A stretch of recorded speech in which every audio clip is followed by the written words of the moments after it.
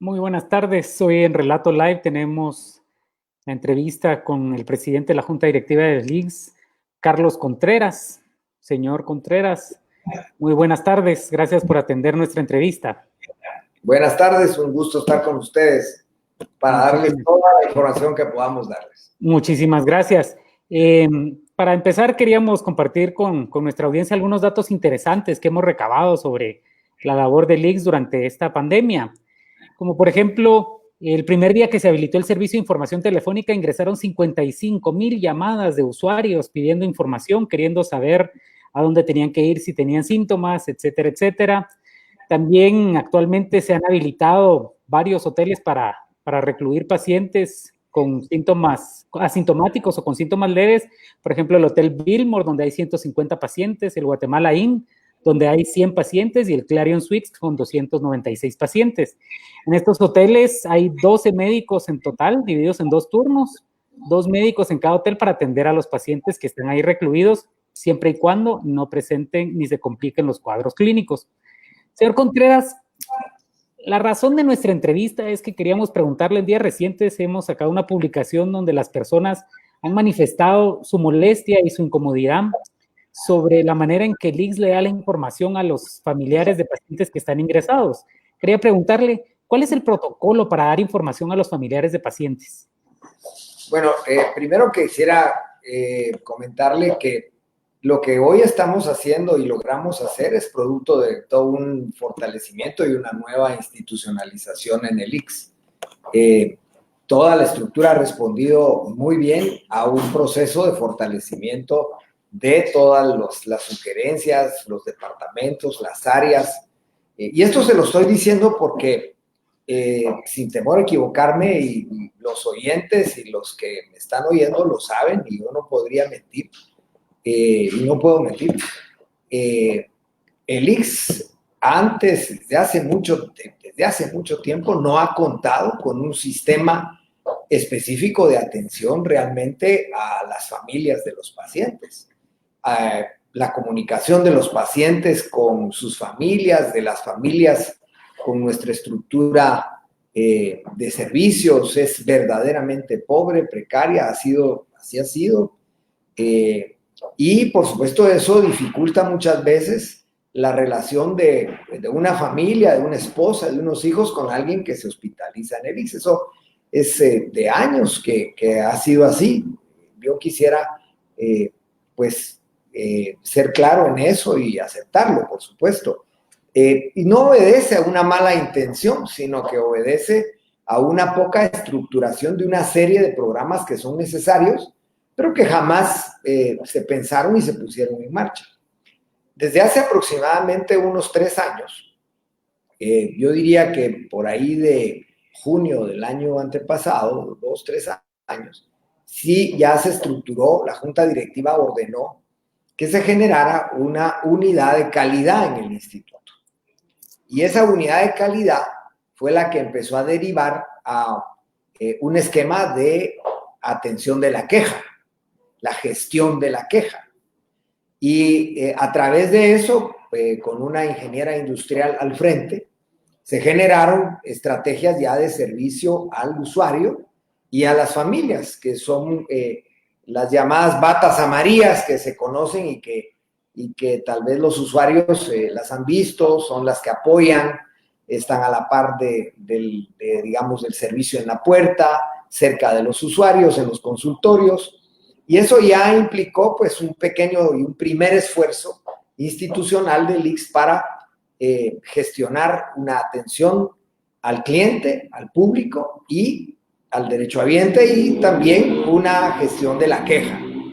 Por supuesto, ya esta estrategia implicó la constitución formal de la unidad de calidad, los sistemas de encuesta para poder determinar vicios que hemos tenido en temas de calidad, y un sistema de guías, de procedimientos para el trabajo de la unidad de calidad. Entonces, cuando se viene la pandemia, con lo que contamos es con eso.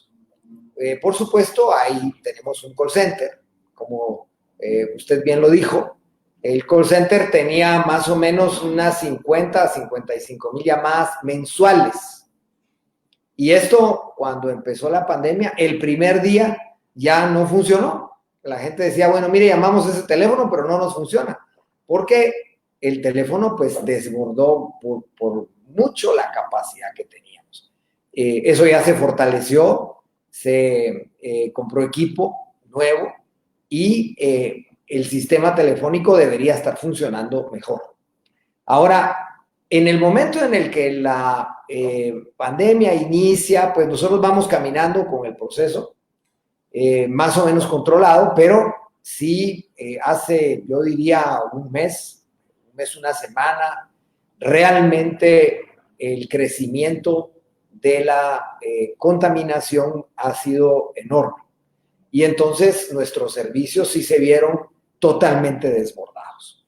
Se desbordó el sistema de las batas amarillas, se desbordó el sistema de los call centers y se generó, y también se desbordaron, los sistemas de registro y los sistemas de, básicamente de registro y de seguimiento de los pacientes. Entonces,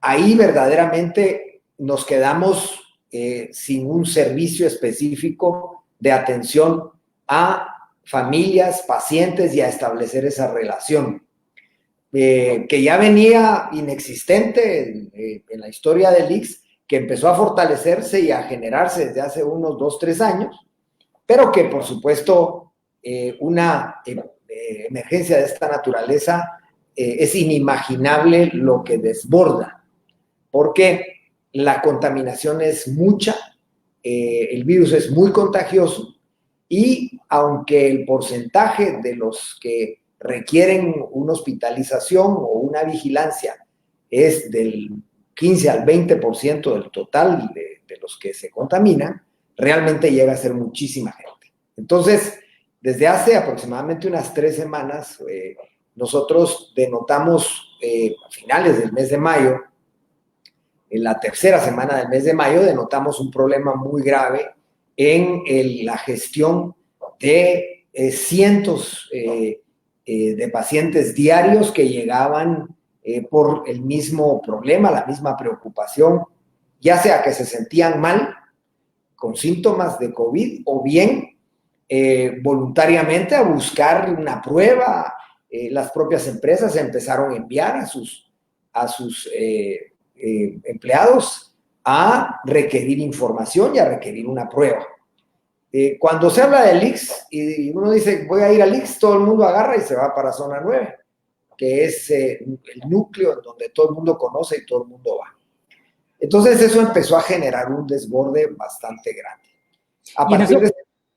Perdone que lo interrumpa, señor Contreras. Y en eso que usted menciona, como para darle un poco de contexto a nuestra audiencia, casos que nosotros denunciamos, por ejemplo, es familias que por 10 días no supieron de sus parientes hasta que una enfermera tuvo a bien prestar un teléfono o ser ella la que llamaba por fuera del ICS. Otros casos en los que se llamó a las familias y les dijeron su familiar falleció. A la media hora le dicen no falleció, lo que pasa es que está inconsciente. Luego los vuelven a llamar y les dicen, mire, no está inconsciente ni muerto, lo que pasa es que está conectado a un respirador, pero seguro se va a morir. Entonces, esto le genera a todas estas personas, pues en el tema humanitario es un desgaste emocional, más el no saber. Terrible, terrible, pero eso se dio justamente porque se empezaron a llevar registros, digamos, urgentes y registros fidedignos, pero informales por el peso de la cantidad de gente que llegó. Entonces, el ICS siempre supo, por ejemplo, cuántos pacientes tenía con COVID positivos, cuántos estaban en hospitales, cuántos estaban en sus casas que se habían mandado, pero no llegó a tener el registro exacto de la persona con su relación hacia el exterior. Porque los sistemas de registro del ICS, que es lo que vimos que era lo que le iba a comentar, a partir de finales de mayo para acá, ya se inició un proceso no digamos de revisión, de reestructuración, reformación de todo el sistema de registro de pacientes del Instituto Guatemalteco de Seguridad Social, porque el registro del paciente para el ICS es un tema muy complejo, porque este es un seguro. Entonces, aquí hay que registrar a la persona, evaluar sus derechos y como consecuencia se abren expedientes médicos para poder responder del gasto que implica ese paciente en términos de medicamentos, por ejemplo, porque todo eso es auditado, es controlado. Pero además entran temas muy importantes como las suspensiones, el derecho a subsidios, al derecho a pagar los días en los que el trabajador está suspendido. Entonces, la complejidad de ese acto de registro verdaderamente superó también a médicos y superó a enfermeras y superó el sistema que existía, de manera que se empezaron a registrar de manera inmediata a los pacientes, pero se dificultó y empezó a fallar el registro del paciente con su teléfono, el teléfono del pariente, para que pudiera establecerse un sistema de información general de pacientes, de familias, del lugar donde se ubica y del estado en el que se encuentra. Entonces, sí lo teníamos al interior, afortunadamente, pero no teníamos un sistema al que pudiera acudir un servicio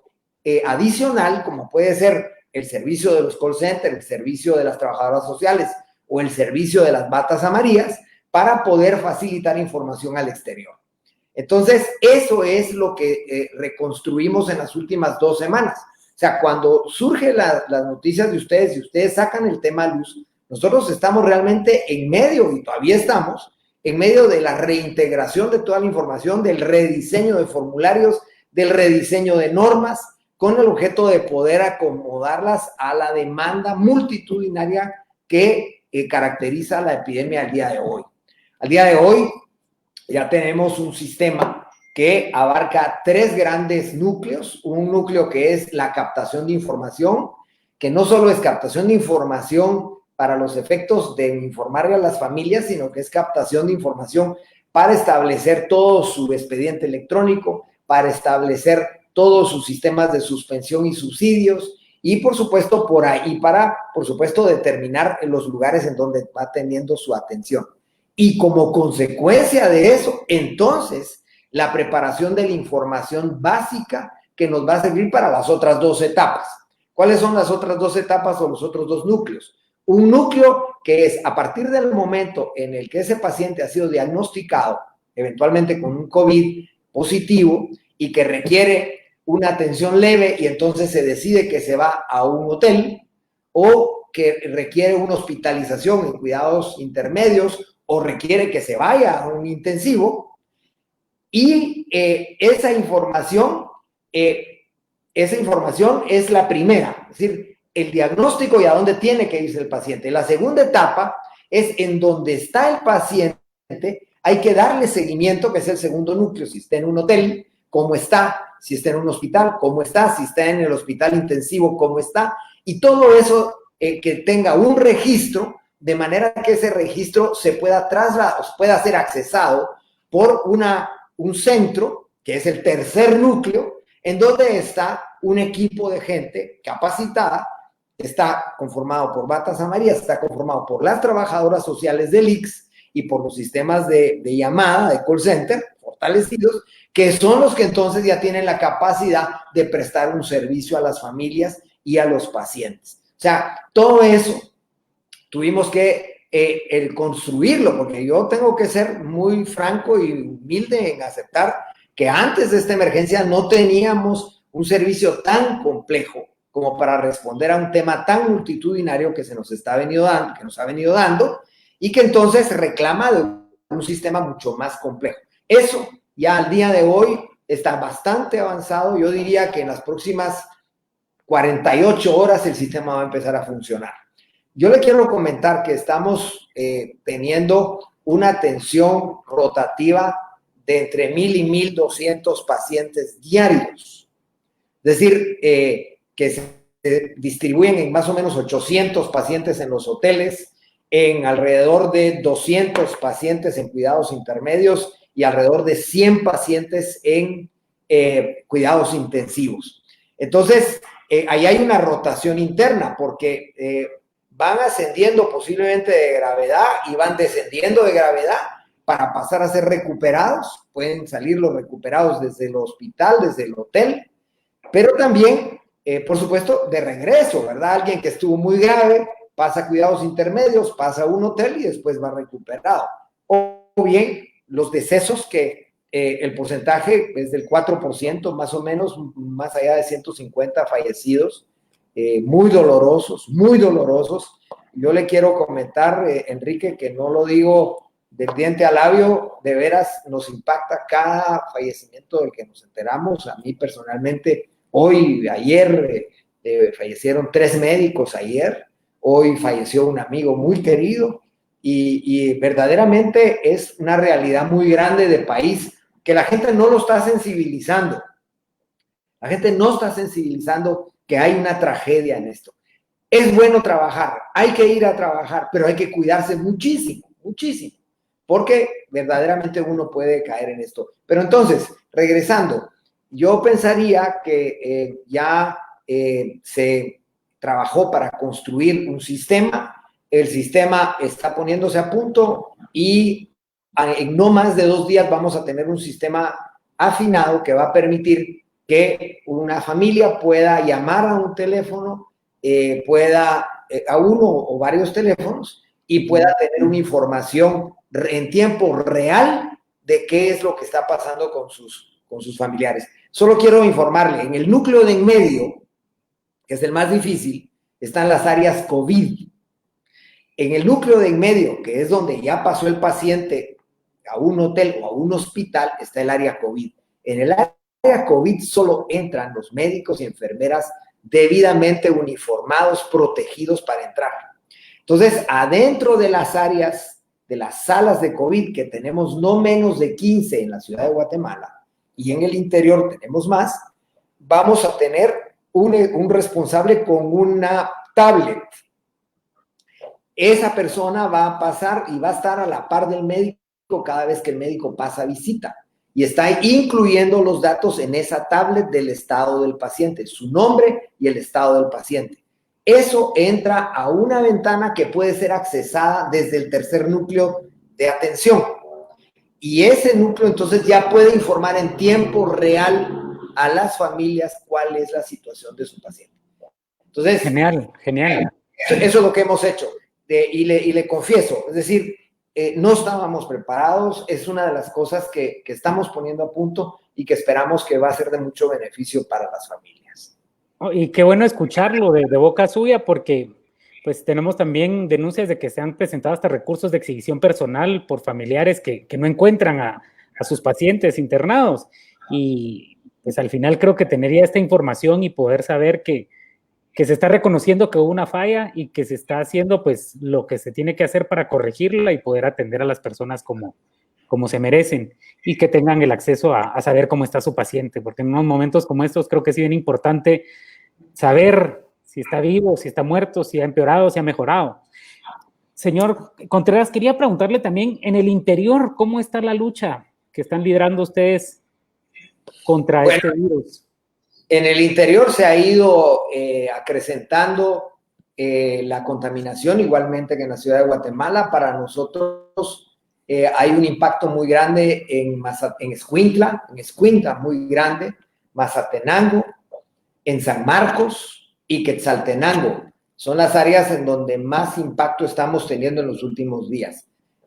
Nosotros nos preparamos en Escuintla se habilitó un área de 40 camas de cuidados intermedios, se habilitó un nuevo intensivo que no había tan grande en Escuintla, de entre 10 y 15 camas, no recuerdo ahorita, pero la incidencia está siendo muy grande en Escuintla. Además, estamos alquilando hoteles en todo el país, estamos, igual como hicimos en la ciudad de Guatemala, hicimos convocatorias públicas y estamos contratando hoteles para poder llevar a nuestros leves o asintomáticos que no tienen condiciones para poderse quedar en su casa y los vamos a llevar a hoteles. Ya tenemos en Quetzaltenango, ya tenemos entiendo que en Escuintla, tenemos en Mazatenango, y estamos buscando en otros lugares. Hemos tenido problemas con algunos hoteles que no estaban preparados, por ejemplo, en documentación, que no tenían su inscripción en el REGAE, en el registro de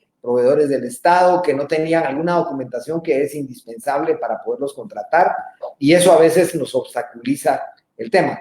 Pero ya todo eso se está regularizando, pero sí le digo, tenemos un impacto y una incidencia, sobre todo en Escuintla, en Mazatenango, en San Marcos, en Xela, y ahora ya no hay departamento donde para el IX no haya enfermos de COVID-19.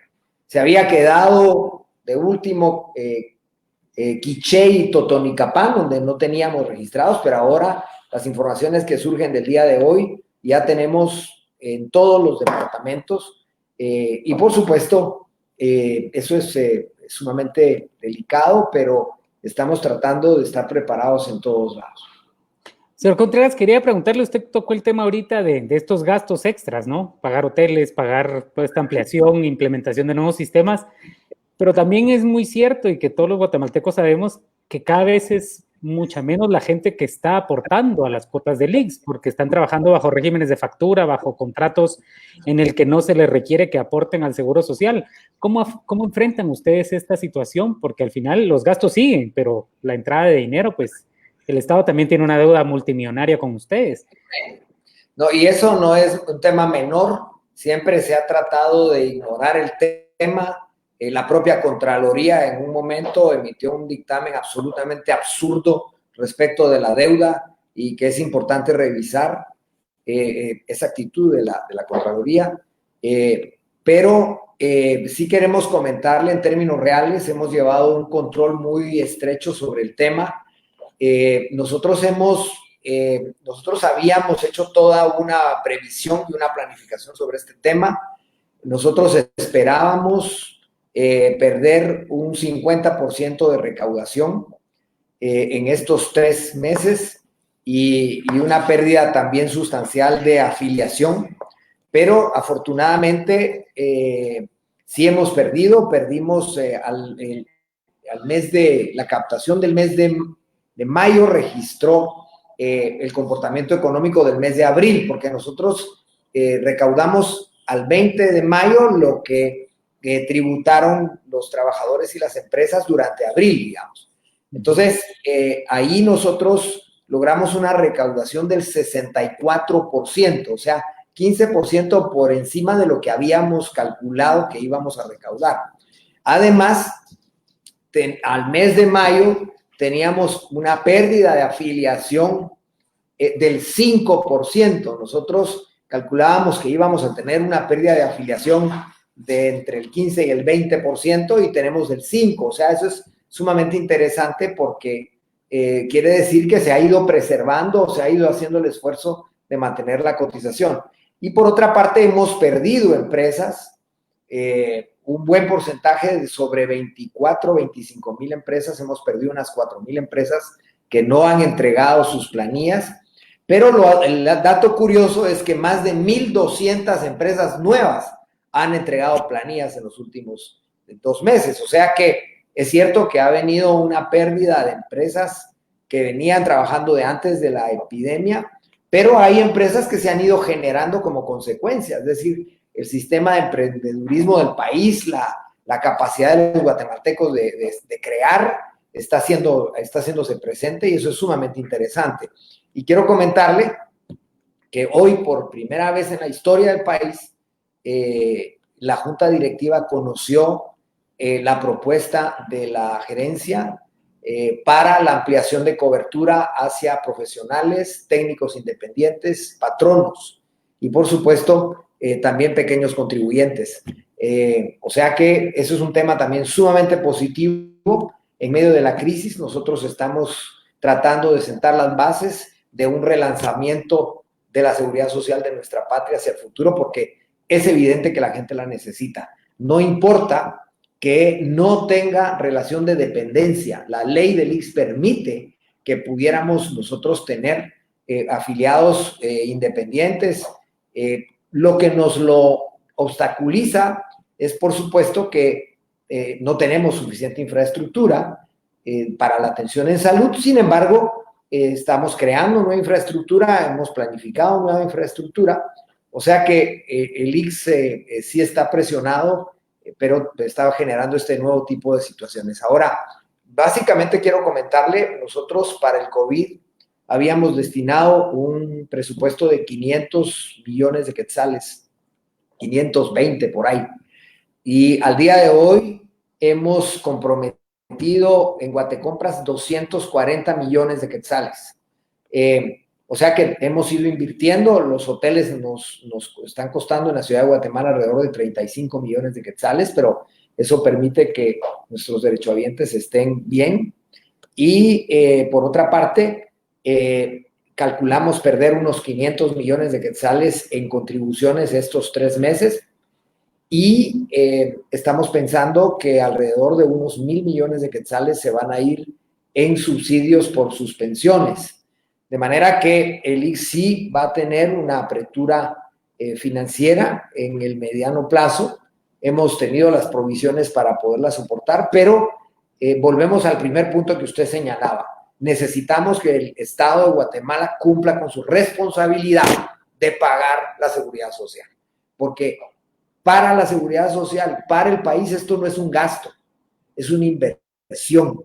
Somos una institución que es sostenible porque el guatemalteco cotiza a la par del Estado. De manera que esta es la vía para proveerle al país salud y para proveerle al país protección social. De manera pues que sí es importante que no quitemos el dedo del renglón de lo que tiene que pagar el Estado en los próximos años. ¿Y cómo se sostiene un modelo como el del ICS con una deuda multimillonaria del Estado, con estas pérdidas, estas inversiones no previstas? Y esto va a impactar no en estos años venideros, va a ser a futuro. ¿Es sostenible este modelo? No, es que esto está impactando hoy. El hecho de que el Estado haya ignorado la obligación de fortalecer la seguridad social está reflejada en la precariedad hoy de la seguridad social, de solo servir a 1.300.000 afiliados y que llegamos a 3.200.000 con todo y los derechohabientes, las familias, o sea, las esposas e hijos menores que pueden participar, hijos menores de 9 años. O sea, el Estado ya hoy está sufriendo no haber cumplido con la seguridad social. Y no hay que hablar del Estado, Enrique, hay que hablar de personas irresponsables que históricamente hicieron de esto un lugar de latrocinio, un lugar para poder servir intereses personales de pocas personas, pocos proveedores de ellos, y que no entienden al día de hoy que se está sembrando un país que no es sostenible por esas cosas. Entonces tenemos que ver los guatemaltecos, y los guatemaltecos han respondido, han visto que la seguridad social es sumamente importante y que la seguridad social debe ser sostenida, y por eso es que esta junta directiva que tenemos, que es una excelente junta directiva, verdaderamente ha ido abriendo el camino para liberar a la seguridad social de esas grandes presiones que tiene muchas veces de proveedores. Quería preguntarle, en días recientes la UNOPS ha dicho que el gobierno central de Guatemala está comprando hasta 4 veces más caros los medicamentos para atender la pandemia del coronavirus. ¿Cómo puede garantizarle el ICS a sus aportantes, a sus cotizantes, que están invirtiendo de manera transparente los fondos que reciben? Mire, hoy vimos una nota periodística del tema. La nota tomó 3 medicamentos. El ICS distribuye y compra más de 700 medicamentos. Usted no puede generalizar y decir que estamos comprando 4 veces más caro si usted no hace un análisis de la integralidad de las adquisiciones que hace el Instituto Guatemalteco de Seguridad Social. Si usted toma algunos artículos, algunos medicamentos que estamos comprando más caros que otros, pues por supuesto usted, y de ahí saca una generalización, ni modo, estamos comprando 4 veces más caro. Pero si usted verdaderamente ve el conjunto, usted va a darse cuenta que nosotros, para comenzar, estamos comprando en el volumen, en el conjunto, mucho menos, gastando mucho menos y comprando mucho más. Nosotros hemos ido reduciendo el costo de los medicamentos, por ejemplo, el año 2018, que es muy claro, porque y 2019, bajamos la factura de medicamentos alrededor de unos 1,000 millones de quetzales, comprando un 30% más. O sea que eso es verdaderamente hacer un análisis, digamos, global, integral. Pero si usted agarra 3 medicamentos y de esos 3 medicamentos a la acusación de que estamos comprando 4 veces más caro, eso verdaderamente no es la verdad. Yo no sé qué sea, pues, pero no es la verdad. Entonces, y mi pregunta iba en esa dirección, porque yo sé que ustedes trabajan directamente también con UNOPS, y que sea la misma UNOPS que hable y que diga esto, es como para podérselo preguntar a usted.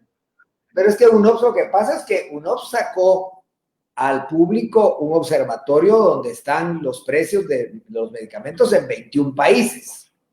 Es a lo que quiero llegar. Entonces, usted tiene ahí toda esa información y usted puede agarrar 3 medicamentos, busca los precios que tienen en Chile y usted ve que en Guatemala están más caros y usted entonces generaliza a partir de esos 3 medicamentos. O sea, habría que hacer un estudio más integral de todo lo que está informando ese observatorio y colocar a Guatemala en su verdadera dimensión. Por supuesto que van a haber medicamentos que estamos comprando más caros, pero van a haber muchos medicamentos que estamos comprando más baratos. Nosotros en este momento estamos comprando a través de mecanismos que históricamente jamás se compraron, como por ejemplo Comisca. Comisca es la Comisión de Ministros de Centroamérica de Salud. Ellos tienen una estrategia que es de consolidar la compra de ciertos medicamentos, hacer licitaciones internacionales y esos medicamentos consolidada la compra de todos los países son mucho más baratos. Entonces, eso, por ejemplo, es algo que debe analizarse. Debe analizarse el esfuerzo que estamos haciendo nosotros de apertura en el mercado. Nosotros tenemos, antes de que existiera ese observatorio, ya teníamos un sistema de racionalización de precios de medicamentos que lo trajo UNOPS, ese mecanismo, donde comparábamos los precios de 14 países de medicamentos. Hubo medicamentos que ganaron licitaciones, hubo proveedores que ganaron licitaciones con UNOPS, pero se salían de esa racionalización de precios y no se compraron. Y después tuvimos nosotros que ver cómo nos los proveíamos, porque UNOPS digo, no los compro. Nosotros tuvimos que también entrar a la competencia, utilizar ese sistema y hemos bajado los precios sustancialmente de los medicamentos, además que hemos abierto la gama de medicamentos. Entonces, yo lo que le quiero comentar es que el tema es sumamente complejo y muy amplio, y por supuesto que nosotros estamos en la mejor disposición de someternos a un escrutinio público, en donde vamos a salir, pues yo diría con señalamientos de que estamos comprando medicamentos más caros, pero con otros que estamos comprando más baratos, y en el global estamos mucho mejor que como estábamos antes y con una proyección mucho más segura, porque nosotros hoy sí tenemos control sobre las adquisiciones, nosotros como ICS, porque antes el control sobre las adquisiciones en el ICS estaba afuera del ICS. Y a eso quería llegar. Yo en enero tuve el gusto de entrevistarlo. Recuerda que antes de que asumiera el presidente Yamatei y la actual administración, y usted hizo una denuncia muy fuerte y me pareció muy atinado porque usted dijo que estaban queriendo regresar a los antiguos proveedores al ICS y esto generó ciertas fricciones dentro de lo que es la dirección del ICS y el gobierno central. Y usted pues sigue ahí. ¿Cómo ha sacado usted todas estas diferencias con el gobierno central? No, yo creo que el gobierno ha sido profundamente respetuoso de la legalidad y la junta directiva del ICS tiene un mandato en términos de tiempos y nosotros, pues cada miembro que se elige para ser parte de la junta directiva tiene un mandato, un plazo de 6 años. Es el plazo que tengo yo, es el plazo que tiene el representante de la Universidad de San Carlos, es el plazo que tiene el del Colegio de Médicos, el de los patronos y el de los sindicatos, salvo el de la Junta Monetaria, porque el representante de la Junta Monetaria es miembro de la Junta Directiva del ICS en tanto sea miembro de la Junta Monetaria, o sea que eso es otra cosa. Pero de ahí todos tenemos un mandato y lo que el gobierno de la República ha hecho es respetar la ley y yo creo que eso es sumamente positivo. Señor Contreras, yo de veras le agradezco su tiempo. Quisiera pedirle que tenemos un minuto para poder usted enviarle un mensaje a los guatemaltecos, a los usuarios de la Seguridad Social y que usted les comente un poco, tal vez un resumen de lo que hoy hablamos y que les dé pues, su compromiso de que se está cambiando la forma de atender a las personas y sobre todo a los familiares, que es lo que nos trajo a esta entrevista. Bueno, pues la verdad es que nosotros con muchísima pena vimos las primeras publicaciones de Relato, ya veníamos trabajando en el tema y nuestra enorme preocupación ha sido nuestro derechohabiente, nuestro usuario. Sabemos que tenemos grandes limitaciones y que no lo estamos sirviendo como realmente quisiéramos, pero vamos camino a eso.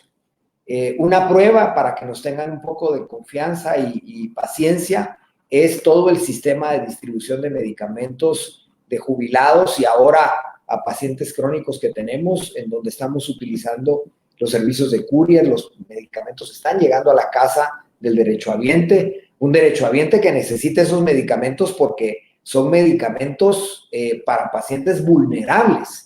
O sea, ahorita no nos pueden acusar de que estamos comprando medicamentos que no son necesarios por la calamidad, cuando sirven para atender pacientes vulnerables. Hoy es cuando más se necesitan y los estamos entregando directamente a la puerta del derechohabiente. Igual, con ese esfuerzo, con ese ahínco, nuestra organización, la administración del ICS, la junta directiva del ICS, está haciendo su mejor esfuerzo para que pueda nuestro derechohabiente encontrar una respuesta en este momento tan difícil. Nos va a costar, vamos a tener problemas, pero vamos a hacer y vamos a seguir haciendo el esfuerzo hasta el último momento. Muchísimas gracias, señor Contreras. Le agradezco su tiempo y en nombre de todo el equipo de Relato, sigamos adelante y ahí estaremos fiscalizando y compartiendo con ustedes un poco de lo que nuestros lectores nos comenten. Muchísimas gracias. Muchísimas gracias a usted, Enrique, y muchos éxitos. Gracias, muy buena tarde. Y a ustedes en casa, muchísimas gracias. Cuídense y nos vemos el próximo Relato Live. Gracias, buena tarde.